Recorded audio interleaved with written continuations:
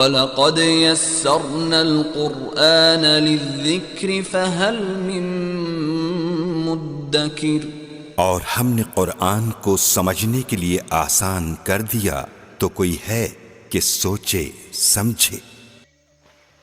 बिस्मिल्लाहिर्रहमानिर्रहीम।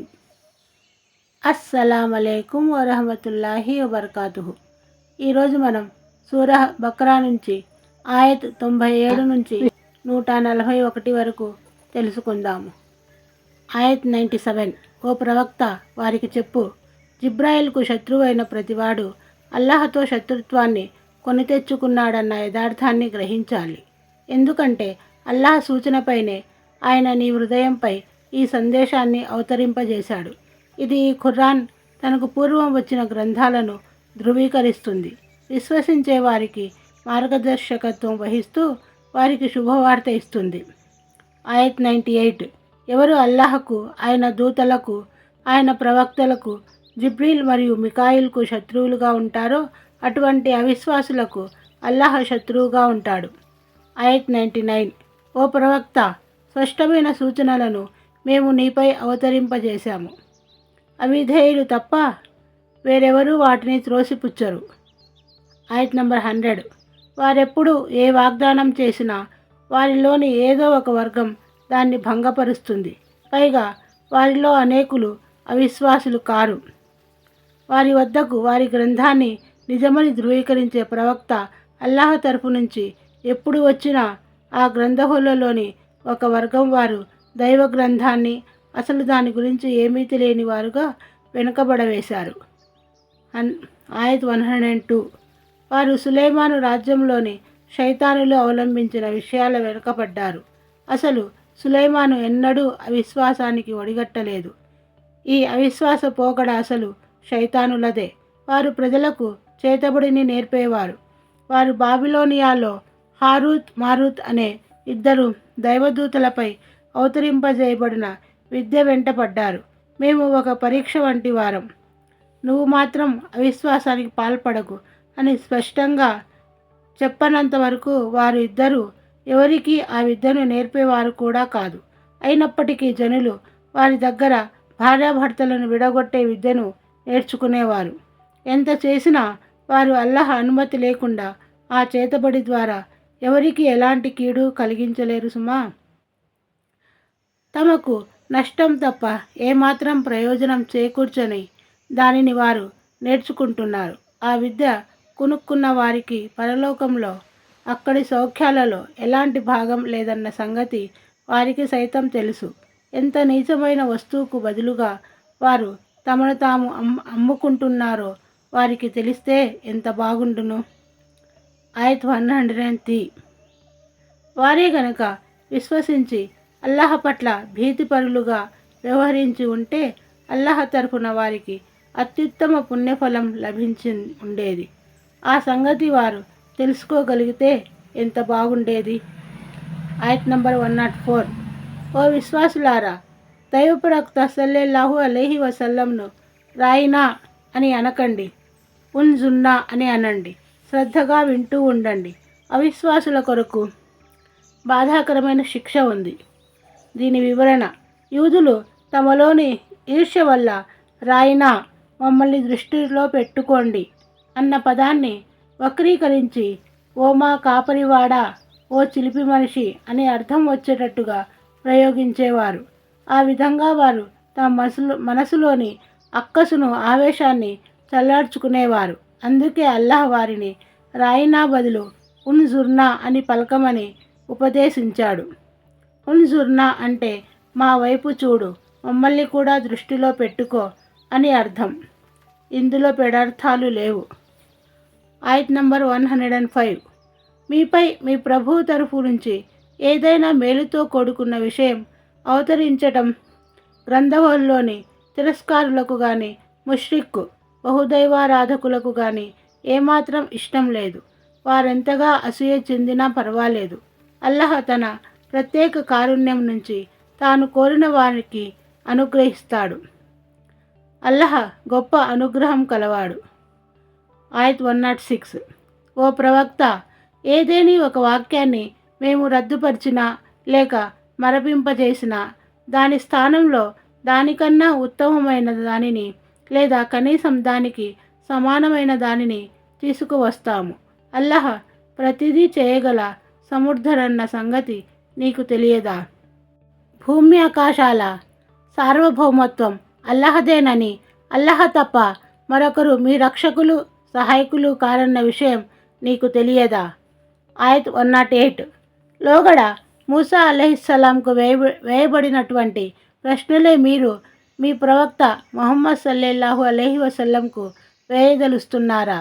అయితే వినండి. విశ్వాసాన్ని అవిశ్వాస వైఖరి ద్వారా మార్చేవాడు రుజుమార్గం నుంచి తప్పిపోతాడు. ఆయత్ 109.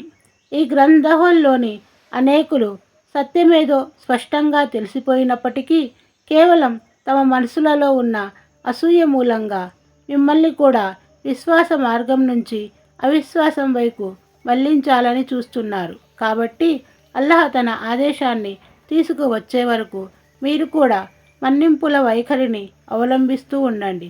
వారిని పట్టించుకోకండి. నిశ్చయంగా అల్లాహ్ అన్నిటిపై అధికారం కలవాడు.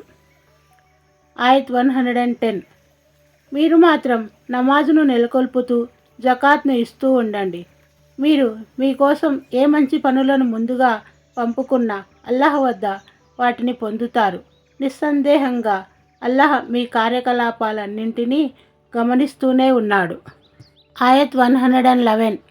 యూదులు క్రైస్తవులు తప్ప వేరెవరూ స్వర్గంలో ప్రవేశించలేరని వారంటున్నారు. ఇవి వారి ఆశలు ఆకాంక్షలు మాత్రమే. మీరు మీ వాదనలో సత్యవంతులే అయితే ఆ మేరకు ఏదన్నా నిదర్శనం సమర్పించండి అని వారిని అడుగు. ఆయత్ 112. అవును మరి, ఎవరైతే ఆచరణలో అత్యుత్తమ రీతిని అవలంబించి తనను తాను అల్లాహ్ సన్నిధిలో సమర్పించుకుంటాడో అతనికి తన ప్రభువు వద్ద ప్రతిఫలం ఉంది. అలాంటి వారికి ఎలాంటి భయం కానీ దుఃఖం కానీ ఉండవు. ఆయత్ 113. క్రైస్తవులు సత్యంపై లేరని యూదులు అంటున్నారు. యూదులు సత్యంపై లేరని క్రైస్తవులు అంటున్నారు. మరి చూడపోతే వారంతా గ్రంథాన్ని చదువుతున్నారు.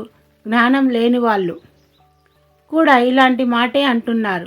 కనుక అల్లాహ్ ప్రళయ దినాన వీళ్ళ భేదాభిప్రాయం గురించి వీళ్ళ మధ్య తీర్పు ఇస్తాడు. ఆయత్ 114. అల్లాహ్ మస్జిదులలో ఆయన నామస్మరణను అడ్డుకొని వాటిని పాడు చేయడానికి ప్రయత్నించే వారిని కంటే పరమ దుర్మార్గుడు ఎవడుంటాడు? అటువంటి వారు వాటిలో ప్రవేశించిన భయపడుతూనే ప్రవేశించాలి సుమా. వారికి ప్రపంచంలోనూ పరాభవం తప్పదు, పరలోకంలో కూడా మహాఘోర శిక్ష తప్పదు. ఆయత్ 115. తూర్పు పడమరలకు అధిపతి అల్లాయే. మీరు మీ ముఖాన్ని ఏ వైపుకు తిప్పినా అటు అల్లాహ్ సమ్ముఖం లభిస్తుంది.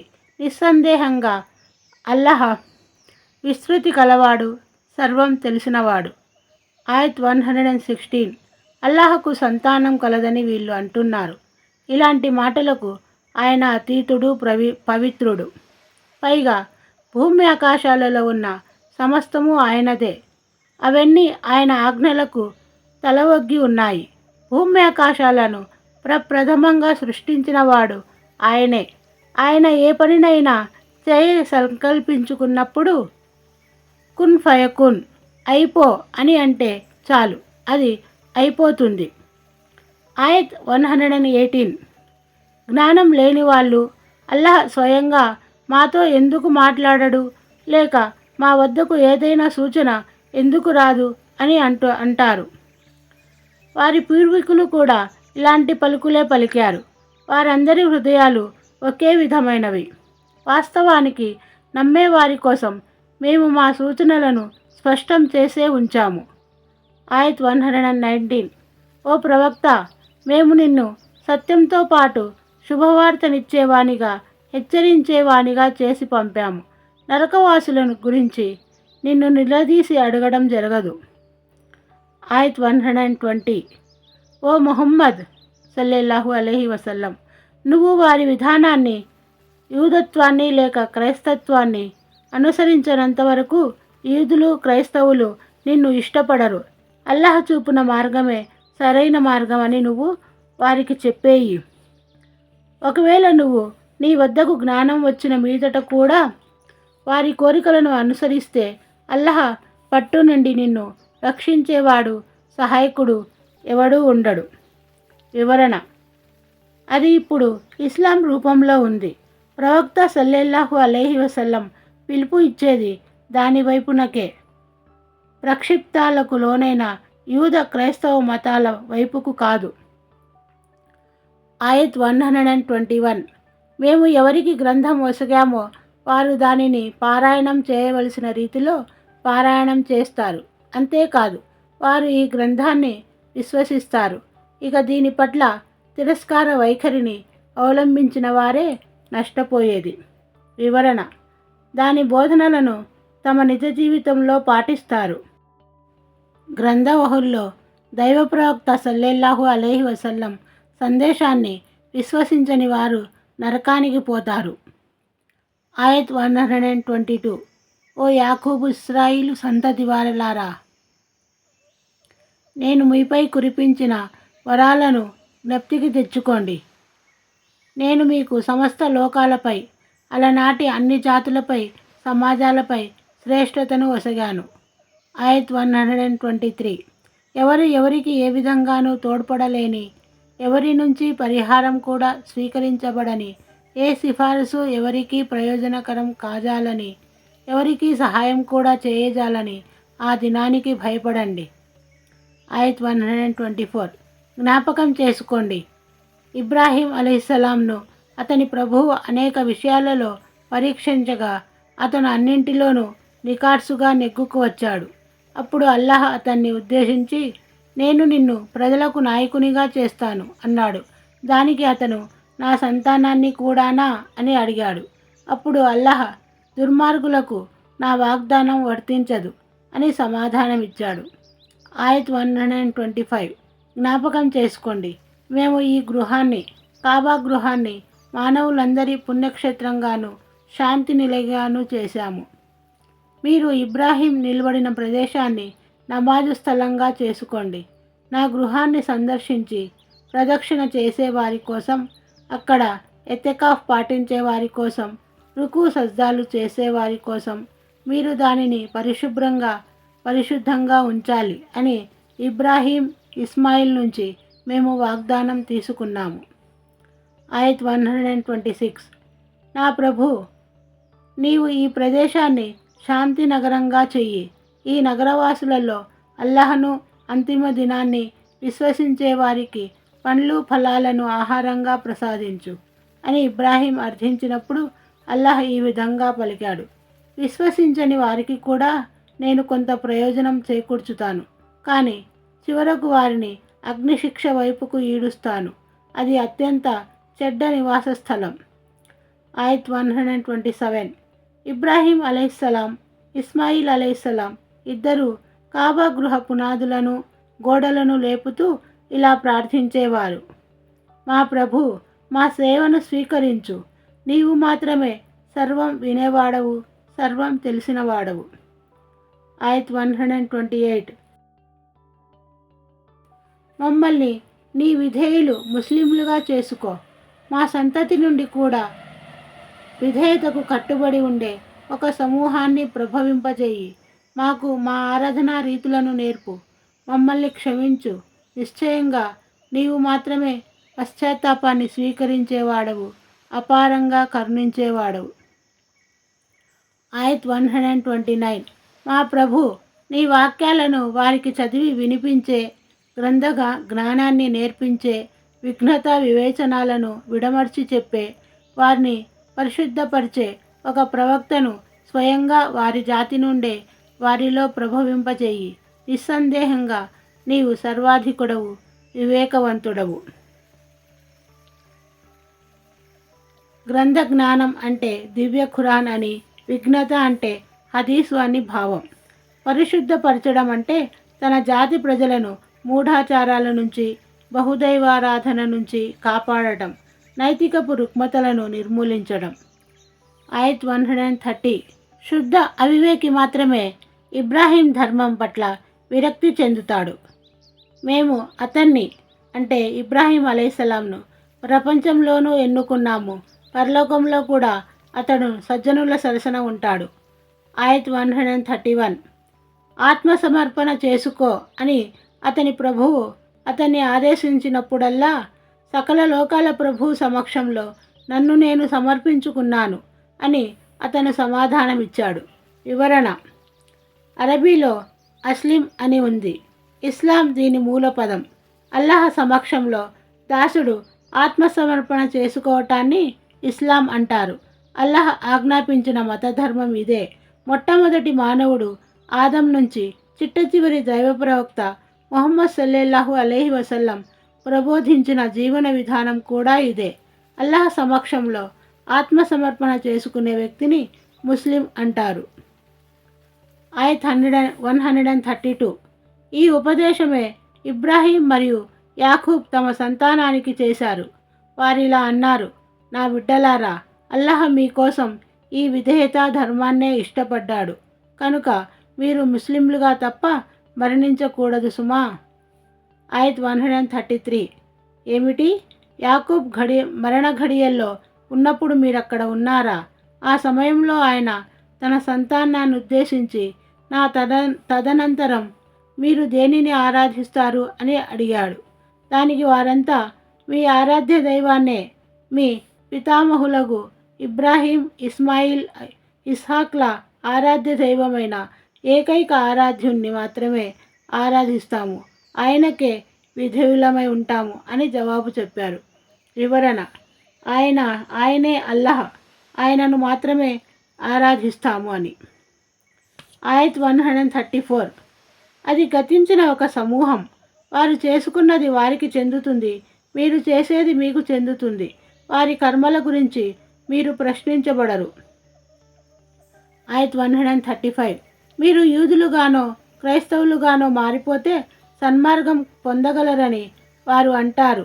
ఓ ముహమ్మద్ సల్లల్లాహు అలైహి వసల్లం, మీరు వారికి స్పష్టంగా చెప్పండి, కాదు, ఇబ్రాహీం ధర్మాన్ని అనుసరించే వారే సన్మార్గంపై ఉన్నారు. ఇబ్రాహీం స్వచ్ఛమైన ఏకదైవారాధకుడు, అతను బహుదైవోపాసకుడు కాదు. దైవత్వంలో అల్లాహ్తో పాటు వేరొకరికి భాగం కల్పించేవారు కాదు. ఆయత్ 136.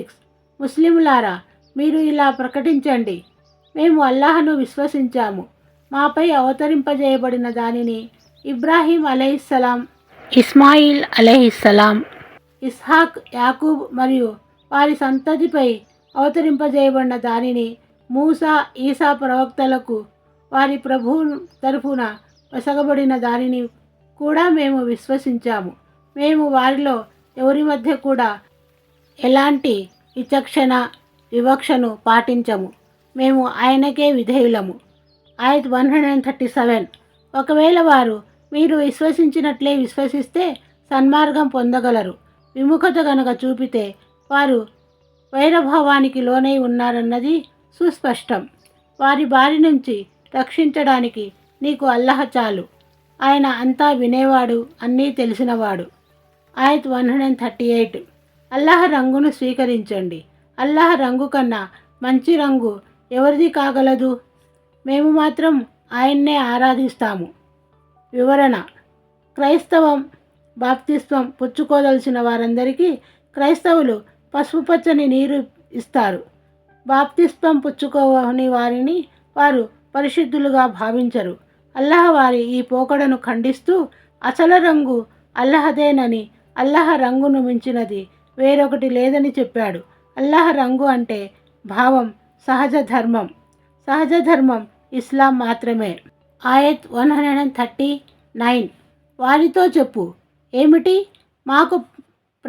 మీకు ప్రభు అయిన అల్లాహ్ విషయంలో మీరు మాతో వాదులాడతారా? మా ఆచరణలు మాకు, మీ ఆచరణలు మీకు, మేము ఆయనకే అంకితం అయ్యాము. ఆయత్ 140. ఇబ్రాహీము, ఇస్మాయిల్, ఇస్హాక్, యాకూబు మరియు వారి సంతానం యూదులుగానో క్రైస్తవులుగానో ఉన్నారని మీరు అంటున్నారా? ఏమిటి? మీకు ఎక్కువ తెలుసా లేక అల్లాహ్కు ఎక్కువ తెలుసా అని వారిని అడుగు. అల్లాహ్ అప్పగించిన సాక్ష్యాన్ని దాచిపెట్టే వారికన్నా ఎక్కువ అన్యాయస్తుడు ఎవడు కాగలడు? మీ చేష్టల పట్ల అల్లాహ్ అజాగ్రత్తగా లేడు. వివరణ: ఇస్లాం సత్యధర్మమని, ముహమ్మద్ సల్లల్లాహు అలైహి వసల్లం ఈ లోకంలో ప్రవక్తగా రానున్నారని పూర్వ గ్రంథాల్లో గల ధృవీకరణలు ఉన్నాయి. ఆయత్ 141. ఇది గతించిన ఓ సమాజం, వారు చేసుకున్నది వారికి చెందుతుంది, మీరు చేసుకున్నది మీకు లభిస్తుంది, వారి కర్మల గురించి మీరు ప్రశ్నించబడరు. అస్సలాము అలైకుం వరహ్మతుల్లాహి వబర్కాతుహు.